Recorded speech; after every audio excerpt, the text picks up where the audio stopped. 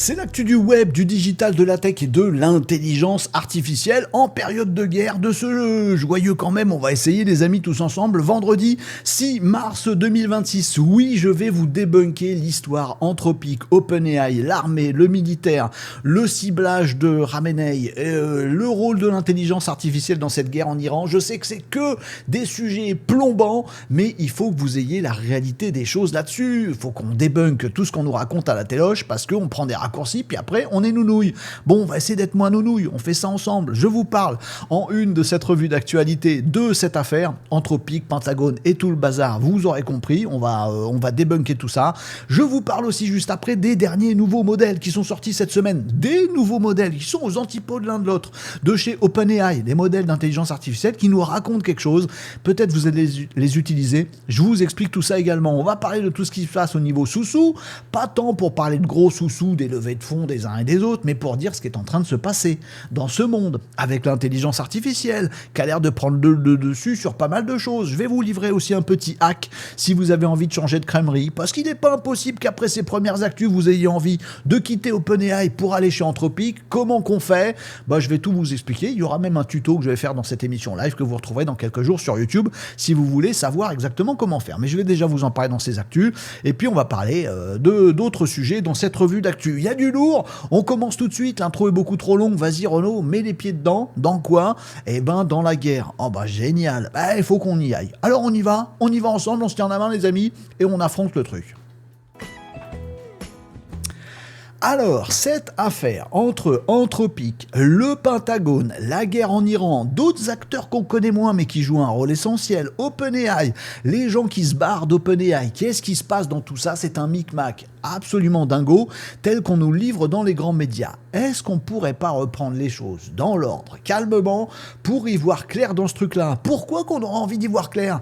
Parce que les amis, on a envie, nous, d'être sages, d'être plus intelligents, d'être ensemble pour savoir comment qu'on se fait bouffer demain. Non, savoir comment orienter le monde de demain. Parce que visiblement, avec cette guerre en Iran, ça prend un tournant et il faudrait savoir qui est responsable et qui c'est qui peut orienter ce tournant. Alors les amis, qu'est-ce qui s'est passé ? Je vous en ai déjà parlé la semaine dernière et la semaine d'avant. Il y a eu le sommet de l'intelligence artificielle en Inde et il s'est passé 2-3 trucs. Il y a eu des petites bastons entre le Pentagone, enfin le gouvernement américain globalement, et Anthropique, un des leaders en termes de qualité de modèle. C'est le leader mondial aujourd'hui des modèles d'intelligence artificielle. C'est aussi des valeurs chez Anthropique qu'il porte depuis le début. Alors c'est des transfuges d'OpenAI au début, mais Dario Amodei, le patron d'Anthropique, il a des valeurs, il les porte, il les pousse et ça fait déjà des clashs. On va partir de ça, puis après on va dérouler ce qui s'est passé cette semaine, donc avec l'entrée en guerre de Claude, qui a tué Khamenei. Ouais, je caricature. On va pas caricaturer, prenons les choses dans le bon sens. Donc, il y a déjà cette histoire de contrat de contrat entre le gouvernement américain et Anthropique. Tous les journaux à la télé vous diront « Oh là là, c'est la guerre et c'est Claude, c'est de l'intelligence artificielle, Claude d'Anthropique qui a flingué Khamenei et c'est un contrat de 200 millions de dollars entre le Pentagone et l'intelligence artificielle. Ça y est, l'intelligence artificielle part en guerre. Si vous êtes un habitué de Renaud Décode, vous êtes pas fait enflé par cette information qui est fausse, puisque les contrats entre le gouvernement américain, le Pentagone, le ministère de la Défense et tous les géants de l'IA aux États-Unis, ce que moi j'appelle les GOMAX, parce que c'est pas tout à fait les GAFAM qu'on connaissait avant l'intelligence artificielle, c'est les GOMAX, donc c'est Google, c'est pour retenir GOMAX, si vous voulez pas les louper, donc Google, OpenAI, Meta, Anthropique et xAI. Là, vous avez les 5 géants américains. Bon, en fait, ils ont déjà tous passé un contrat avec le gouvernement de Trump. On les a tous vus à l'investiture de Trump et puis faire des repas, etc. Ils sont tous ensemble, entre le privé et le gouvernement, entre le militaire et le public, entre la data privée et la data exploitable par le gouvernement américain. Tout ça est très très flou. Vous le savez si vous suivez Renaud Décode. Bon, ce contrat de 200 millions de dollars, tout le monde l'a conclu. Absolument, et ça fait déjà un bon moment, voilà. Et ça fait même encore plus longtemps pour Anthropique, qui a signé donc en février 2025, donc c'était il y a un an déjà, un contrat avec la défense américaine, qui était déjà un renouvellement d'un contrat d'un an avant. Donc ça fait longtemps que le gouvernement américain, juste après la vague de l'IA, s'est dit « Ouloulou, ce truc-là, va falloir qu'on en fasse un truc militaire. » Bah oui, c'est pas nouveau cette histoire. Bon, et ça veut dire qu'il y a eu beaucoup de progrès depuis, des progrès qu'on voit pas nous, on nous dit pas tout, bon, mais on les a vus là cette semaine dans cette guerre qui a commencé en Iran. Donc les contrats militaires, ils sont là déjà depuis un petit moment. Ensuite, il y a quelques semaines, alors il y avait le sommet de l'IA en Inde, et puis il y avait un clash. Vous allez comprendre pourquoi je vous en parle de ce sommet de l'IA en Inde, parce qu'il s'est passé un truc qu'on n'avait pas compris à l'époque et qu'on comprend mieux maintenant. Bougez pour que j'explique. On a eu l'ultimatum de, comment il s'appelle, Pete Hegseth, le secrétaire à la défense. Hegseth, c'est comme ça que ça se dit, Pete Hegseth qui a fait un ultimatum auprès d'Anthropic. Il a dit à Anthropic, dis donc, le PDG là, Dario Amodei d'Anthropic, on est bien d'accord qu'il n'y a pas de garde-fou. Hein. Dans notre contrat qu'on a passé ensemble, on a le droit d'utiliser tous les modèles d'Anthropic intégrés aussi à toutes les données sensibles de la défense américaine pour tous les usages légaux. Il a écrit ça comme ça. On est d'accord que c'est bien pour tous les usages légaux. Donc Dario Amodei, le patron d'Anthropic, il a eu la puce à l'oreille là. Il s'est dit, on a déjà un contrat qui est signé. Qu'est-ce que c'est que cette histoire? Pourquoi on me pose des questions? Il a relu les contrats, il a regardé les petites lignes, et Dario Amodei, il a dit, attends, non, parce que dans tous les usages légaux, il y a le légal que le gouvernement américain pourrait inventer demain, notamment dans le viseur, deux grosses choses. Un, la surveillance de masse des Américains, parce qu'il n'est pas impossible qu'à un moment, le gouvernement américain se dise, bon, on va franchir une petite étape, après ICE et tout ça, on va faire de la surveillance de masse des Américains, voilà, pour les tenir un petit peu plus, parce que bon, voilà, on leur lâche un petit peu tout, bon. Et Dario Amodei, il a dit, attends, surveillance de masse, on n'y va pas. Nous, on veut pas que nos modèles, ils soient utilisés pour ce genre de truc. On est bien d'accord là-dessus. Deuxième ligne rouge, selon Dario Amodei, il met des lignes rouges, lui. Bon, acteur privé, il met des lignes rouges au gouvernement. Oui, absolument, il a fait ça. Deuxième ligne rouge, pour les systèmes d'armement, qui ne soit pas de défense mais d'attaque, et qui utiliserait de l'IA autonome. Voilà, de l'IA pour tuer des gens. Ça, Dario Amodei d'Anthropic, il a dit, c'est niette, deux lignes rouges. En face, il y a eu la réplique de Trump qui a dit, dis donc, toi, tu vas rentrer dans le rang immédiatement, les lignes rouges, là, tu les oublies, voilà, c'est moi que je décide, puis d'abord, Claude, on a déjà un contrat avec vous, on l'utilise un petit peu comme on veut. Ce qui a entraîné le fait que Dario Amodei, le patron d'Anthropic, a fait toute une lettre ouverte en disant, non, mais vous pouvez mettre les ultimatums que vous voulez. Trump avait laissé 72 heures pour dire, tu rentres dans le rang, et Amodei s'est pas démonté, il a dit, non, moi je fais pas. Voilà, surveillance de masse et système d'armement autonome, non, moi je sors du truc, je ne veux plus en être. Bon, ils ont serré la vis, etc., et on s'est rendu compte à ce moment-là que ce truc pouvait faire les choux gras d'OpenAI. C'est Sam Altman qui s'est dit, attends, il y a du bisbis entre le gouvernement américain, des marchés gigantesques, pas seulement en termes de pognon, mais également en termes de puissance, de pouvoir, et également de données.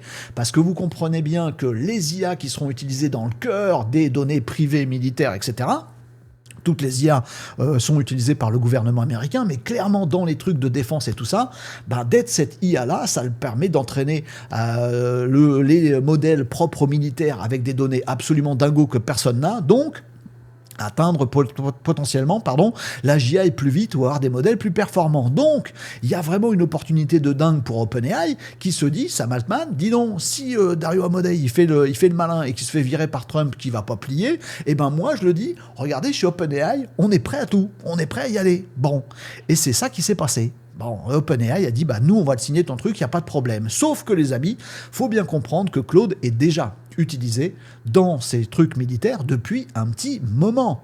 C'est pas juste là, maintenant que Sam Altman dit vas-y, je remplace Claude, t'as qu'à mettre du chat GPT dedans à la place, que d'un coup, bloum, tous les systèmes militaires vont changer. Non, les systèmes militaires actuels agressifs d'attaque de l'armée américaine sont mus avec du Claude à l'intérieur, qui est un modèle extrêmement intelligent. Bon, on est dans cette phase-là, et on se rend compte au sommet de l'IA en Inde qu'il y a un gros bisbis entre Sam Altman et Dario Amodei. Ils font une photo de groupe, là, tous ensemble, ceux qui étaient là-bas, voilà, et on retrouve Sam Altman à côté de Dario Amodei. Et puis, il y a un petit malin qui dit, vas-y, on se donne tous la main pour la photo.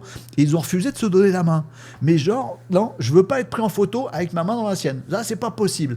On sentait bien qu'il y avait un bisbis. On s'est dit, bon, ils font les gamins. C'est pour juste de la concurrence commerciale là-dessus. On comprend mieux ce qui se passe. Il y avait ça en coulisses. Et ça, c'est quoi? Ça s'est concrétisé avec le début de la guerre en Iran qui a été déclenchée par Claude. Alors là encore, il va falloir qu'on fouille un petit peu cette histoire, puisque les médias à la téloge vous diront c'est Claude qu'a ciblé, comment il s'appelle, Khamenei, et qu'il l'a déglingo, eh ben en fait, non.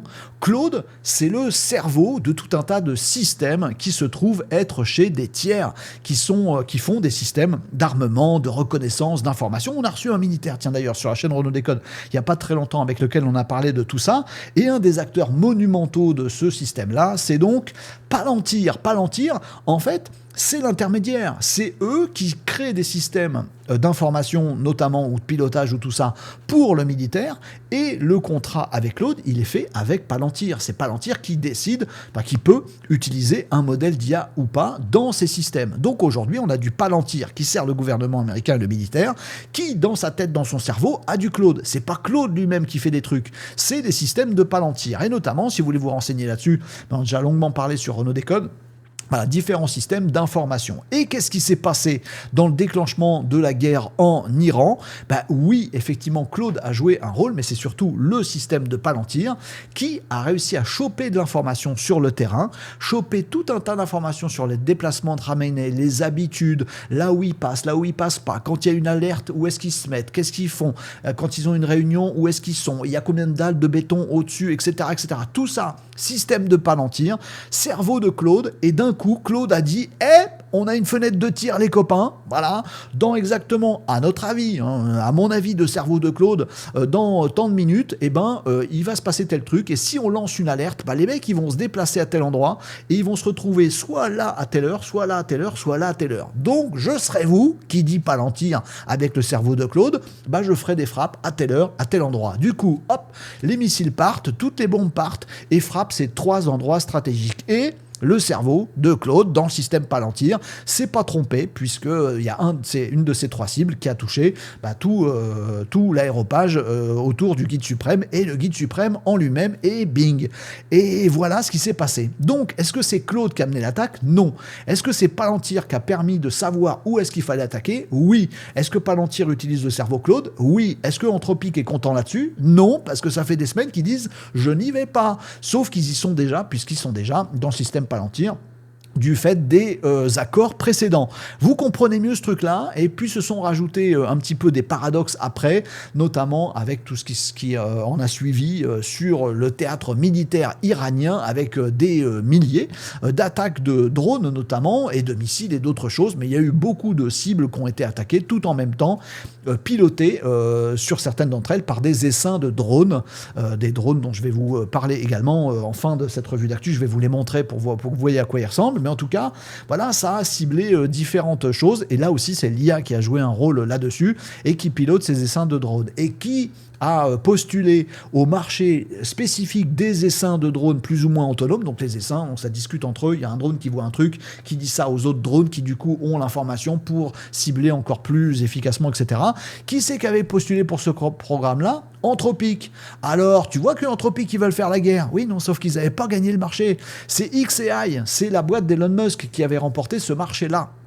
Bon, après, quelle IA et dans quel drone exactement, on n'est pas sûr du truc. Mais vous comprenez bien les embêtements de Anthropic, sachant que au passage, les amis, et ce qui explique aussi le revirement d'OpenAI juste après, je termine là-dessus pour cette grosse actu, mais comme ça, vous saurez tout sur ce sujet-là. Ce qui a déclenché pas mal de choses, c'est l'avis du public. Parce que là, je vous ai parlé que de la partie militaire, mais tout ça a été rendu public. Alors au début, on ne savait pas trop ce qu'il en était, mais ce qu'a retenu le grand public, c'est, dis donc, Anthropic, ils sont gentils. Enfin, c'est quand même oui, mais enfin bon, ils essayent d'être gentils maintenant et ils sortent du truc, ils mettent des lignes rouges parce qu'ils ont vu le machin arriver.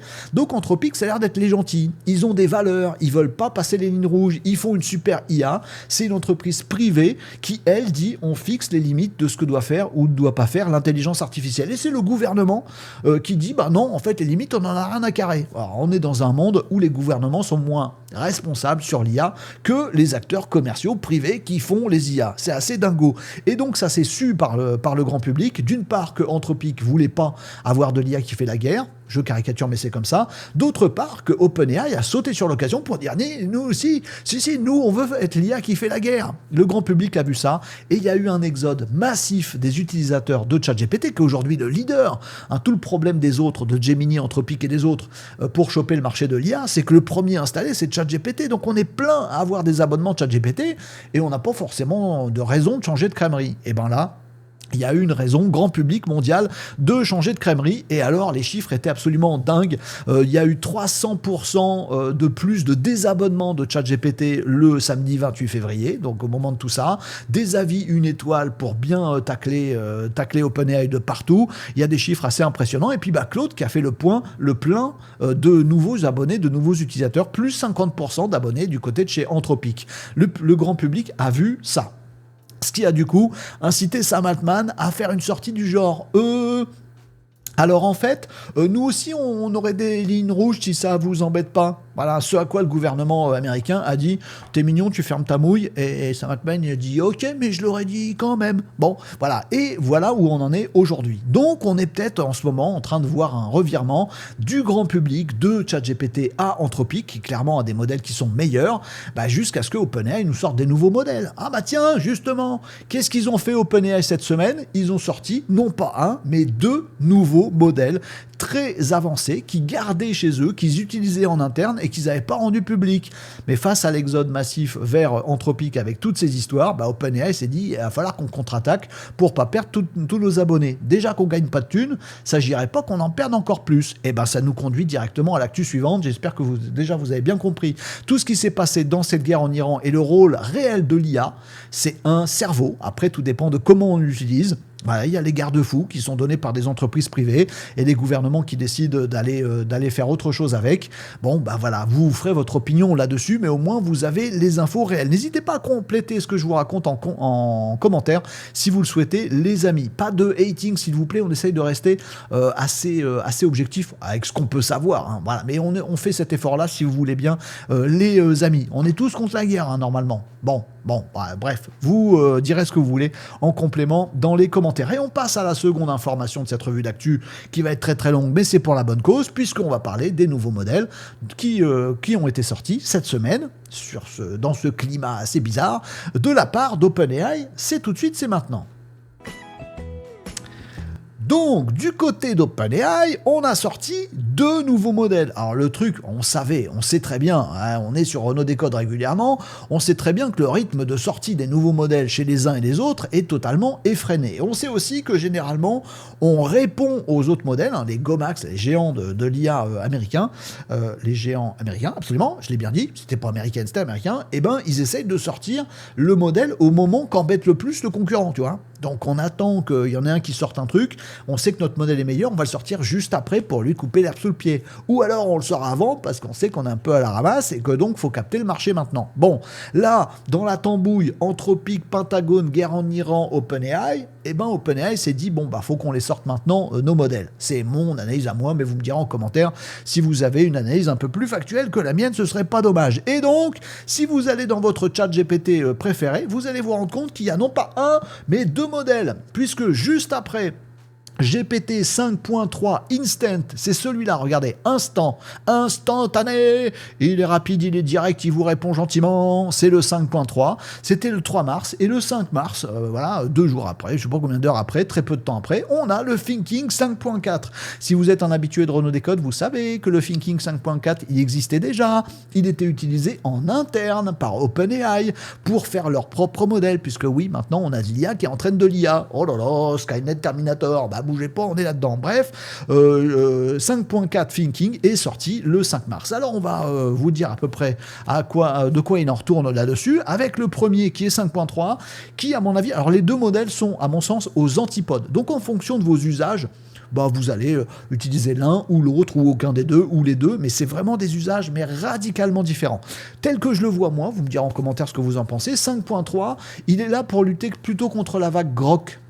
Vous savez, les IA très friendly, très cool à utiliser, très sympas, qui ont moins de barrières, qui vous disent pas « Alors attention, il faut être précautionneux, avant que je te réponde, je vais te dire « Oh, vas-y mon pote, réponds s'il te plaît, vite et bien » et retrouvons cette petite chaleur de la version 4.1 ancienne, qui a été enlevée d'ailleurs de chez OpenAI, où ça nous répondait de façon plus amicale, plus friendly et plus directe. On veut retrouver ça, voilà, pour des petits trucs rigolos, donnez-nous des trucs rapides et rigolos. Voilà, c'est ça. GPT 5.3, vous verrez que l'autre, là, le 5.4 Thinking, c'est pas la même sauce. Donc GPT 5.3, si vous voyez la page de présentation de la part de OpenAI, vous trouverez même pas les fameux chiffres. Vous savez, à chaque fois, il nous blinde le truc avec plein de chiffres. Voilà combien il a fait comme score au test. Et du coup, il plie le game des autres, etc. etc. Ah, pas de ça sur la présentation de GPT 5.3 Instant. Non, non, non, non, non. Par contre, on nous donne des cas d'usage. Alors, vous pouvez regarder sur la page, vous ne trouverez pas de trucs, de graphiques, de chiffres, etc. Par contre, vous allez trouver des trucs comme ça. Bah, ça vous montre qu'il est beaucoup plus friendly. Parce que c'est le but du jeu, d'aller plus directement et puis aussi d'avoir un peu moins de barrières. D'ailleurs, sur les tests qu'on peut trouver quand même, sur les tests sur tout ce qui est véracité de l'information, précaution, trucs qui concernent la santé, ouais, toutes ces choses un petit peu touchy où normalement une IA ou une personne ou quelque chose de responsable prend des précautions, là on voit que ça prend moins de précautions. Donc il y a un peu plus de danger de ce côté-là. Mais en même temps, c'est pour satisfaire le grand public. Mais c'est bien aussi de rigoler 2 minutes. Bon, moi je suis pas très fan. Tout ce qui est grok et les trucs qui simplifient, qui bêtifient, machin, je pense que l'IA pourrait être un truc qui nous élève. Mais bon, après, je me marre aussi, les amis, il n'y a pas de problème. Donc, on regarde un petit peu les exemples qu'on nous donne. Vous voyez, je vais juste montrer celui-là, mais vous en aurez d'autres sur cette page-là. Je vous mettrai tout ça en commentaire, en description. Par exemple, est-ce que tu peux m'aider pour calculer la trajectoire d'une flèche, c'est ça, archery, on tire à l'arc, voilà, je voudrais calculer la trajectoire pour faire du truc, du tir à l'arc longue distance. Eh bien, dans la version précédente, donc rapide, instant, donc 5.2, on disait, oui, alors attention, tu fais attention avec ton arc, tu fais attention avec tes flèches, ça peut être dangereux, je suis pas sûr, il faut que tu réfléchisses avant. Bon, maintenant, 5.3, il dit, pas de problème, elle fait combien, elle pèse combien ta flèche, je vais te dire la tension de la corde et puis on va calculer ça ensemble. Est-ce qu'il y aura un mec à l'autre bout sous une pomme? Tu te débrouilles mon ami, voilà, je caricature. Mais c'est clairement ça, les exemples qu'ils nous donnent dans plein de domaines, notamment aussi dans des domaines où il y a de la prise de position. Et là, on se rapproche un peu de grok, et je suis pas fan personnellement, mais vous me direz ce que vous en pensez en commentaire. C'est pas moi qui fais ce qu'il y a dans votre tête, c'est vous les amis, bien entendu. Par exemple, de dire, je suis pas très fan de telle personne, qu'est-ce que t'en penses? Oui, alors tu sais, les personnes, on sait pas trop, machin. Bon, maintenant, on dit oui, lui, il fait n'importe quoi, patati patata. Également dans les prises de position, toute la vague un peu woke, anti-woke, dont on entend parler beaucoup autour de grok, et maintenant, c'est en train de faire ses petits du côté aussi de GPT 5.2 Instant, et donc de chez OpenAI. Vous voyez comment se dessine l'IA de ce côté-là. Voilà, j'ai du mal à trouver l'amour à San Francisco. Oui, alors tu sais, il y a des communautés qui machin, tout ça, gna. Bon, vas-y, on va t'expliquer directement les choses sans faire de détour. Donc, voyez un petit peu l'esprit de GPT 5.3 Instant. Bon, à tester, les amis, pour ces usages-là. Bon, après, 2 jours plus tard, il y a GPT 5.4 Thinking qui est sorti. Et alors lui, il n'est pas sur les plates-bandes de grok, il est clairement sur les plates-bandes d'Anthropic. C'est le modèle qui est utilisé en interne déjà depuis plusieurs semaines, mois, chez OpenAI. Et ils l'ont rendu public et vous le trouverez. Voilà, directement dans votre sélecteur de modèles sur ChatGPT, vous allez avoir Thinking 5.4 qui est ici et vous avez tout le descriptif. Alors là, les amis, il n'y a pas d'exemple. Par contre, tu veux des chiffres, là, tu vas en avoir. Ouais, je vous ai dit, c'est vraiment aux antipodes du truc. Alors, il y a tout le tableau qui nous explique qu'ils sont beaucoup plus forts que tout le monde. Je vais vous dire ce qu'il en est réellement et puis en fait, vous testerez, vous, de votre côté. Mais effectivement, il y a plein de chiffres qui nous disent que ce fameux GPT 5.4 Thinking, déjà, il rassemble toutes les forces de tout le monde. C'est le modèle aussi pour faire du code, donc de Codex chez OpenAI. Ça réunit également tout ce qui est raisonnement avancé. Ça réunit aussi la taille de contexte qui est assez balèze.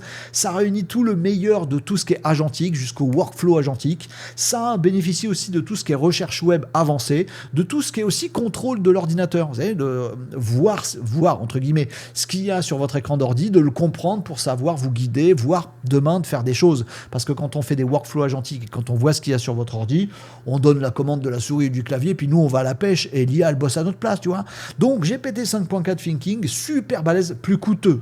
Également plus coûteux, très clairement plus coûteux, en version High, en version Pro, également, donc vous pouvez l'utiliser pour l'intégrer dans vos workflows à vous, dans vos automatisations, voire dans vos petits outils que vous développez au quotidien. Renault Décode vous aide là-dessus, n'hésitez pas à visiter le site pour tout savoir sur toutes ces choses-là, automatisation, développement, IA, tout comprendre, tout piger, bref, 5.4 réunit tout le meilleur de l'intelligence artificielle. Le but du jeu, c'est donc de lutter contre Anthropic, qui a plié le game il y a quelques semaines avec ses dernières versions. Quand on va regarder sur des boards d'utilisation d'humains, voilà, on essaie de faire un truc, il y a 2 IA qui nous répondent, puis on doit dire laquelle on préfère, et ça fait un classement. C'est pas des classements mathématiques comme ils nous le disent tous. Voilà, c'est des classements de perception par rapport à nous. Eh ben les amis, 5.4, si il est quelque part, voilà, il est quelque part, je vais vous le montrer, il est là, GPT 5.4 AI, il est ici. Alors il faut attendre qu'il y ait des chiffres, il faut attendre que tout arrive et que ce soit testé, voilà. Mais on voit que la dernière version de Grok est au-dessus sur les usages classiques, que les versions de Claude sont encore tout en haut, encore plus avec du code, encore plus dans différents usages un peu plus spécifiques. Bref, ça n'a pas l'air de rencontrer un succès phénoménal, ces nouveaux modèles de chez OpenAI, mais on sent bien vers où ils vont. D'abord avec GPT 5.3 Instant, pour plaire au grand public qui ne cherche pas à s'embêter avec l'IA, et également pour dire, regardez, nous aussi, on est super balèze, on mériterait d'être dans les drones d'attaque américains. Non, c'est pas ça qu'ils disent, mais vous comprenez un peu le système. Bref, vous allez tester ces trucs-là, et en fonction de vos usages, de vos appétences, vous allez essayer de savoir lequel vous conviendrait le mieux. Je vais vous faire un petit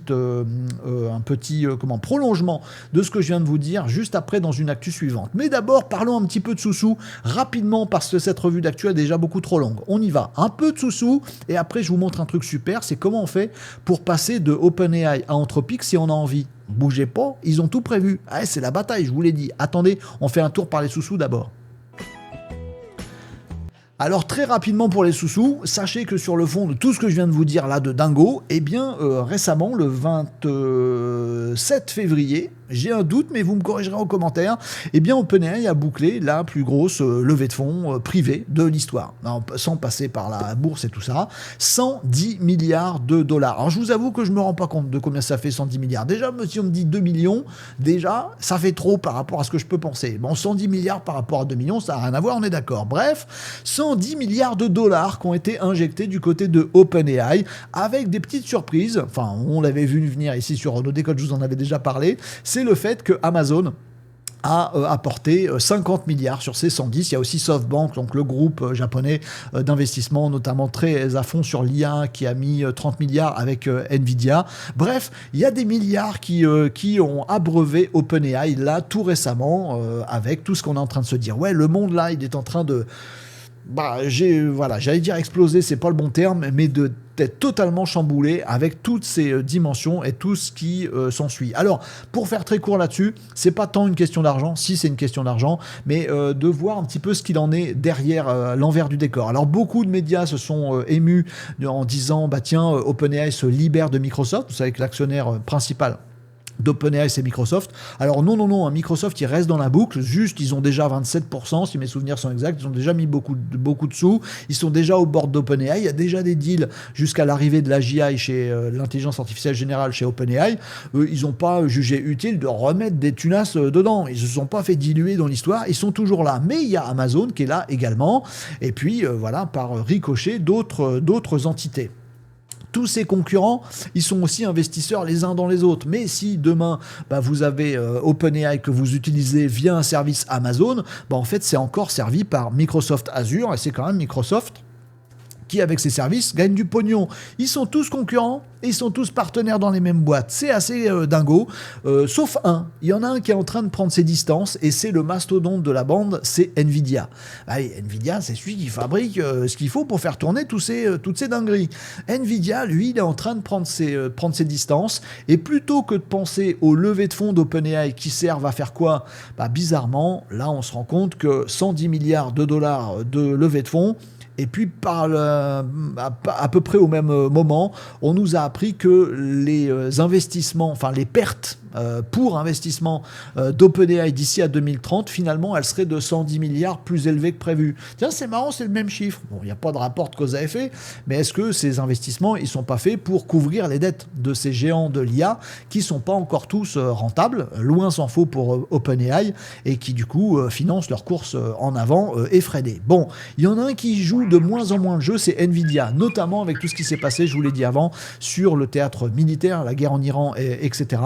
Et Nvidia, alors sans non plus froisser personne, mais en froissant un petit peu tout le monde, Jensen Huang, le patron, a dit, écoutez, nous, on joue pas sur OpenAI, c'est peut-être la dernière fois où on sera mouillé là-dedans. Sur Anthropic, pareil, hein, je pense que voilà, les tickets qu'on met là, ce sera probablement les derniers. Bref, Nvidia est en train de s'émanciper, de se dégager en tant qu'investisseur. Hein, ils sont fournisseurs, c'est déjà très très bien, avec ces économies circulaires là où en fait Nvidia met des sous dans une IA qui elle-même prend ses sous pour acheter des trucs de Nvidia. Ça fait une économie circulaire. C'est très mal vu aux États-Unis et sur la bourse mondiale. Bon, tous ces trucs-là, plus le côté militaire, Jensen Huang, le patron de Nvidia, a dit bon, moi je vais un peu me désengager de tout ça et je vais faire ma petite vie calmement en dehors de tout ça et pas me mouiller. Ça, c'est peut-être un changement majeur sur ce qui va se passer à l'avenir en IA. En tout cas, c'est sur ce terrain-là que nous, le grand public, on doit faire des choix. Et j'en arrive à l'actualité d'après. Dans ma revue d'actualité extrêmement riche, mais les amis, le monde tourne comme ça et l'IA a une place prépondérante. Et nous aussi, peut-être, on a notre mot à dire. Est-ce qu'on peut changer de crèmerie en fonction des valeurs des uns et des autres ? Quittons les IA américaines et venons tous sur les IA de chez Mistral. Non, c'est pas nous qu'on a dégainé les premiers. Ça aurait été moi, si j'avais été l'Europe, j'aurais fait un pont d'or à Anthropic pour qu'ils viennent s'installer en Europe. Mais c'est pas si facile évidemment, ça aurait affirmé tout un tas de choses, mais en tout cas, pour l'instant, on regarde de loin la bataille des IA américaines. Et on peut y prendre part puisque Anthropic a sorti une mesure de contre-attaque assez dingo face à OpenAI. C'est la guerre entre eux, ça c'est clair, net et précis, je vous explique de quoi il s'agit. Il s'agit, les amis, de ceci. C'est peut-être un détail pour vous, mais pour eux, ça veut dire beaucoup. Switch to Claude without starting over. Ça, c'est des petits trucs que les plus geeks sur Renault Décode connaissent. On a moyen de faire des petits prompts dans les IA qu'on utilise pour essayer de retirer toute l'intelligence qui a été produite par le fait que ça fait longtemps qu'on discute, par exemple, avec ChatGPT. Il y a des petits prompts magiques. Si on lui donne, il arrive à nous dire ce qu'il a en mémoire, les informations qu'il retient sur nous, ce qu'on a conclu de nos réflexions, nos séances de coaching avec ChatGPT, etc., etc. On peut lui extraire tout ça, puis une fois qu'on a un fichier bien propre, bien structuré, en Markdown, je vous explique tout ça sur Renault Décode, n'hésitez pas à rejoindre le site les amis, quand on a ce genre de petits fichiers, on a notre petite bible à nous des informations qu'on a dans le ChatGPT, pourquoi on ne la donnerait pas à un autre ? À Mistral, par exemple, à Le Chat. À Le Chat, on dit au chat, peu importe, ou est-ce qu'on ne le donnerait pas à Claude ? Bon, c'est un truc d'utilisateur un petit peu geekos avancé, cette histoire, c'est pas du grand public. Et puis, les majors de l'intelligence artificielle aux États-Unis, ils vont pas commencer à dire « Regardez le prompt magique pour extraire tout ce que ChatGPT a fait pour vous, venez le faire maintenant chez notre crèmerie ». Ils sont pas quand même ennemis à ce point-là. Jusque maintenant, puisque avec tout ça, Anthropic s'est décidé à sortir un petit switch. Il va vous expliquer. Alors, vous allez sur claude.com/importmemory, mais c'est accessible directement dans Claude également, les amis. Vous pouvez aller directement dans Claude et vous allez tomber là-dessus également. Dans les capacités, vous avez un truc qui vous permet d'avoir ce truc-là, où vous allez cliquer sur le bouton ici, et il va vous dire, en fait, c'est très simple, les copains, on vous donne un prompt, il n'y a plus qu'à vous-même, c'est pas un outil en fait, il vous donne un prompt pour faire parler de ChatGPT. C'est une agression concurrentielle totale. Vous avez tous envie de vous barrer d'OpenAI pour venir chez Anthropic, les amis, voilà un prompt, vous le copiez, vous allez du côté de chez ChatGPT, vous le collez, ça prend un petit moment à mouliner, vous utilisez les derniers modèles d'OpenAI qui sont très performants en réflexion et tout ça, c'est parfait, et OpenAI va extraire de lui-même toute l'information qu'il détient sur vous. Ça va vous faire un truc structuré génial, vous le copiez-collez ensuite directement ici dans la petite fenêtre prévue à cet effet chez Claude, chez Anthropic. Vous le collez là et du coup, hop, ça va récupérer la mémoire de ChatGPT pour la mettre du côté de chez Anthropic. Alors, il y a plein de limites. Et ben moi, je vais vous expliquer en tuto. Je le fais en live ce midi. Vous retrouverez la vidéo sur YouTube et sur le site renaud-descodes.fr très très prochainement. Je vais vous faire un tuto complet là-dessus. Et puis vous dire aussi que là, ça concerne juste la mémoire, qu'on peut aussi faire des choses beaucoup plus intelligentes, beaucoup plus pro, pour aller récupérer du savoir, de l'intelligence, de la mémoire, du contexte, des historiques d'une IA pour les amener vers une autre et repartir encore plus balèze que ce qu'on était avant. Je vais tout vous expliquer dans un tuto, vous retrouverez ça sur Renaud Décode, les différentes chaînes et le site de l'émission. En tout cas, le timing avec tout ce qui se passe est absolument dingo. Anthropic a clairement déclaré la guerre à OpenAI là-dessus, sur fond de guerre réelle, mais avec cette guerre interne, et on comprend mieux pourquoi Sam Altman et Dario Amodei veulent pas serrer la paluche et veulent plus parler. Bah ouais, c'est la bataille. À vous de choisir votre camp, ou de choisir d'abord l'IA, à mon avis, qui vous sera le plus utile, la plus adaptée à vos usages et à vos habitudes et à vos goûts à vous. Et puis après, si vous voulez changer, c'est possible, je vous ferai un tuto là-dessus, bien entendu. Allez, 2 dernières infos pour conclure. Enfin, cette revue d'actu qui est comaque, mais il y avait de quoi faire, les amis. Allez, une petite info aussi. Enfin, elle n'est pas petite, parce qu'elle est assez balèze. Enfin, elle est assez profonde, mais je vais vous la résumer en très peu de temps. Qui va vous montrer que ce pouvoir de l'intelligence artificielle, qui est maintenant le cerveau de systèmes guerriers, etc., ben, elle nous touche aussi, nous, directement, en tant que grand public. Et c'est une affaire un petit peu touchy, qui va, à mon avis, me valoir une démonétisation, mais c'est pas grave, vous me soutiendrez en commentaire, je l'espère, les amis. C'est une affaire qui concerne OpenAI et le Canada, qui met le doigt sur un truc. Je suis très pressé d'avoir vos commentaires sur cette affaire-là. Cette affaire, les amis, elle concerne donc il faut que je fasse gaffe aux mots que j'emploie, sinon je vais pas y arriver. Un drame qui s'est passé au Canada où une personne s'est attaquée. Je fais très attention à une école, à un lycée local, en faisant plein de victimes.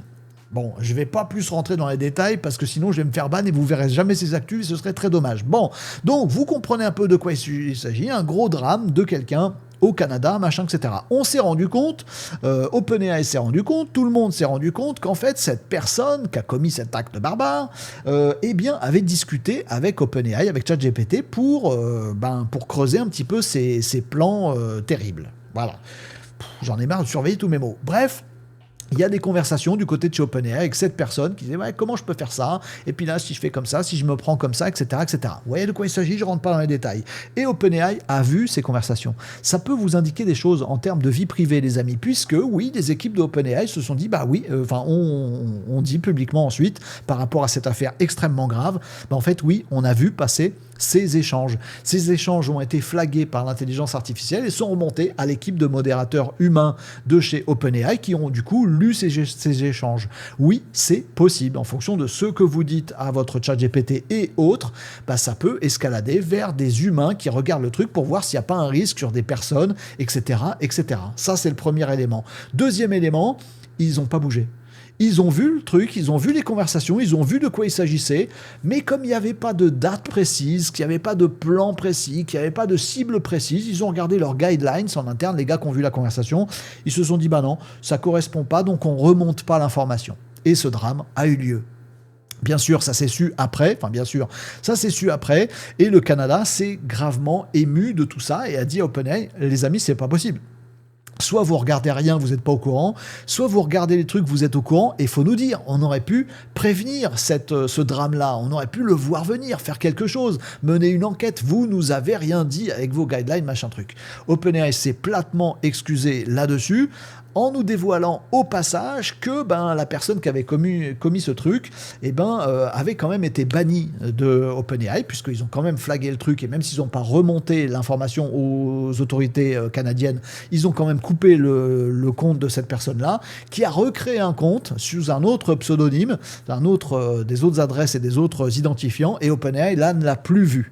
Donc il y a des trous dans la raquette et qu'on nous regarde pour les bonnes raisons, mais même quand il y a des bonnes raisons, on remonte pas l'information. Bref, tout ça est en devenir et OpenAI a fait une lettre officielle, très très officielle, au ministre de l'intelligence artificielle canadien pour expliquer qu'ils allaient mettre tout un tas de mesures en place, notamment que même sur des signaux faibles, ils allaient remonter les informations aux autorités concernées. Ça concerne OpenAI et le Canada. Sur les autres pays, en fait, c'est pas une règle globale, mais le Canada a quand même mis un gros coup de pression à OpenAI en disant écoutez les amis, si vous faites pas ce qu'il faut pour pas que ça se reproduise, parce que c'est le plus grand drame de ce genre-là au Canada qui s'est produit, c'est vraiment grave.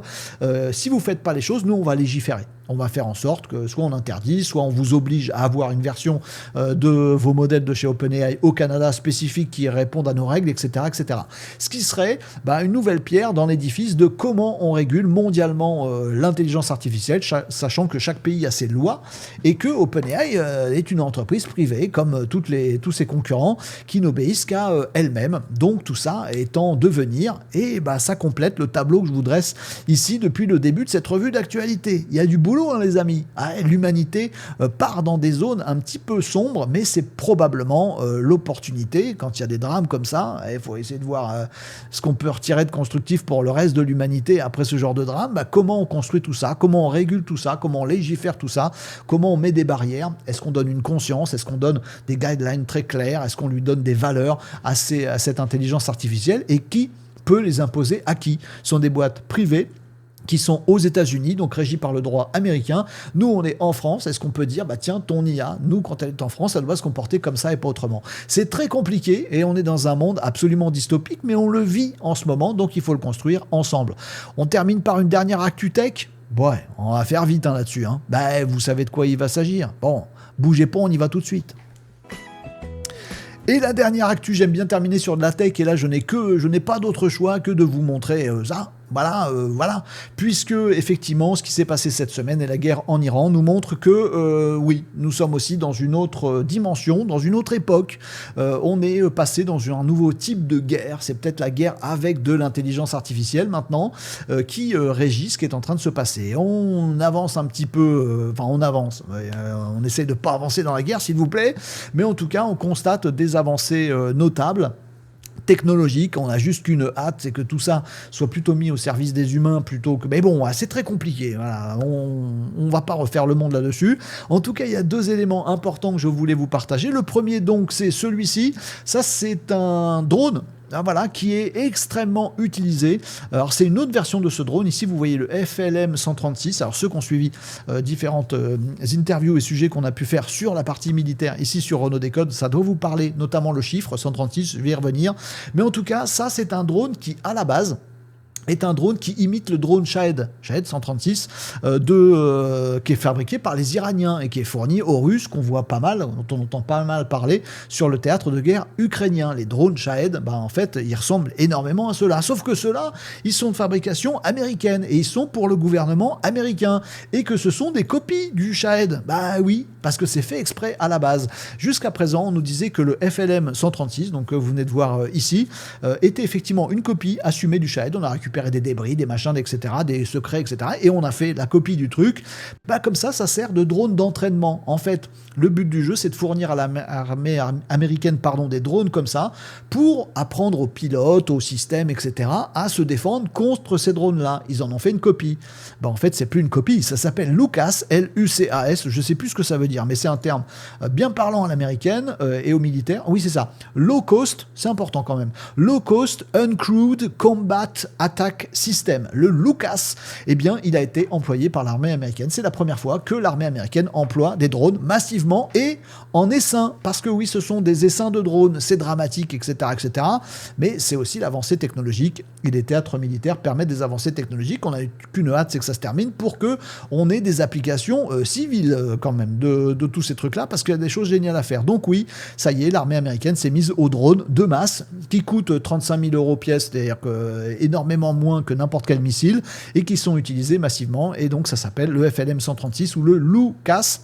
Et ça, c'est la première nouveauté, je ne sais pas s'il faut l'appeler comme ça, de cette guerre en Iran. La deuxième nouveauté, elle n'est pas du côté américain, elle est du côté israélien, avec le Light Beam. Alors ça, je vous en avais déjà parlé, ou le Iron Beam, le rayon d'acier. Traduisez dans les commentaires mieux que moi, s'il vous plaît. Le Iron Beam, je vous en avais déjà parlé ici sur Renaud Décode en tant que innovation technologique. Eh bien, cette fois-ci, c'est en œuvre. C'est utilisé, et cette fois-ci sur le front de Israël et du Hezbollah, puisque vous le savez, tout ce qui s'est passé, etc., etc. Le Hezbollah a tiré des roquettes vers Haïfa, et Israël a répliqué avec son dôme de défense, dôme qui inclut maintenant ce petit truc sympathique. Alors franchement, je me demande, on est dans un autre monde, et moi ça me choque un peu d'avoir des pubs ici, Discover Light Beam, click now. On a l'impression que c'est une publicité qu'on va pouvoir l'acheter nous-mêmes. Et sur le site de Raphaël, donc qui produit ces Iron Beam, il y a même un petit chat avec un avatar IA. Bonjour mademoiselle, comment on fait pour... Bon bref, ça me choque un petit peu, mais peu importe. Iron Beam, c'est quoi? C'est une arme de défense, et c'est une arme qui envoie de l'énergie laser hyper concentrée en un point extrêmement précis, en sachant traquer des cibles. Alors ça marche pas contre les obus, parce que obus, voilà, mais ça marche contre les roquettes, ça marche contre les drones, ça marche contre plein de choses. La précision de ce truc est absolument dingue. Pour la faire très courte, il y a un radar thermique habituel, donc il faut choper les cibles, grand angle. Ensuite, ce Iron Beam, il a une tourelle mue par l'intelligence artificielle qui, le plus rapidement possible, se focalise le plus près possible de la cible qu'on est en train de voir ou d'apercevoir. Et ensuite, il y a un jeu de miroir hyper précis et mu par l'intelligence artificielle qui permet de diriger un faisceau d'énergie extrêmement puissant, 100-150 kW de puissance, à un point extrêmement précis sur ce truc qui est en train de voler. Et de l'intelligence artificielle qui règle les miroirs pour pouvoir suivre la cible, voire même d'éviter les manœuvres d'évitement. C'est-à-dire que l'IA est entraînée avec plein de courbes de roquettes et de machins, etc., pour que si ça change de trajectoire, l'IA le sait un petit peu à l'avance et continue à suivre la cible. Il suffit de 4 secondes pour que, boum, on cible le truc, on se verrouille dessus et qu'on envoie ce faisceau laser qui coûte rien du coup. Il n'y a même pas de munitions, il n'y a rien. Tant qu'on a l'électricité et qu'on peut en consommer, le Iron Beam fonctionne et peut détruire comme ça tout un tas d'armes offensives. C'est du défensif, au moins on aura terminé là-dessus. Mais ça pourrait être demain aussi de l'offensif. Imaginez des armes laser et tout ça. Je vous le dis, cette dystopie science-fictionnelle avec ses bons côtés et ses très mauvais côtés, les amis, on est en train de le vivre aujourd'hui. Tout ça fait réfléchir, mais au moins, on va conclure enfin cette revue d'actualité Comac. J'espère que ça vous aura plu parce qu'il y avait du lourd. Et je vais vous dire comment faire en sorte d'avoir de la suite dans les idées pour tous ces sujets-là qui sont d'importance pour nous personnellement, pour nous ensemble, pour les nations sur cette planète et pour l'humanité. Les amis, il faut qu'on se bouge un petit peu, je vous le dis. Et les amis, ça me semble très important, et je vais vous le dire avec ma petite visibilité de pauvre petit youtubeur, mais j'ai l'impression que oui, il faut que l'humanité se remue un petit peu sur tous ces sujets-là. Ici sur Renaud Décode, on parle très régulièrement d'intelligence artificielle depuis la hype de l'IA. Je vous en parle pour faire des tas de dingueries, parce que ça peut effectivement nous rendre plus intelligents, plus sages. Ça permet d'accompagner scolairement plein d'enfants qui peuvent avoir des coachs privés, d'accompagner plein de patrons, d'entrepreneurs, de créatifs, de constructeurs qui ont envie de faire des trucs, ça donne des moyens à plein de gens. L'IA plus la robotique qui arrive derrière, ce sont des outils merveilleux pour l'humanité qui pourraient facilement nous faire rentrer dans un nouveau siècle d'intelligence et de sagesse pour notre humanité. Malheureusement, ces outils peuvent aussi servir à faire du tort, à faire du mal. Et là, on observe que même des entreprises privées peuvent se mettre à être dépassées par des gouvernements qui décident d'utiliser ces outils fantastiques à des fins qui peuvent être discutables. Je dis pas bien ou pas bien, je dis que la guerre, on s'en priverait bien si tous les gens étaient plus intelligents. Bon, donc je vous le dis les amis, loin de ce qu'on peut nous dire dans les médias traditionnels, loin des caricatures, je vous enjoins vraiment à partager tout ce qu'on peut se dire ici, également sur le site de l'émission, sur renaud-décode.fr, on a de la suite dans les idées, c'est libre, ouvert, gratuit, inscrivez-vous, vous pouvez discuter avec tout le monde, vous avez des chats thématiques, vous avez des chats sur les actualités, on peut discuter de tous ces sujets-là. On n'est pas tous du même avis et c'est bien, c'est une bonne chose. On explique, on se dit nos opinions, on se dit oui mais, etc., etc. On va creuser des choses, des retours d'expérience des uns et des autres. Il y a une communauté folle.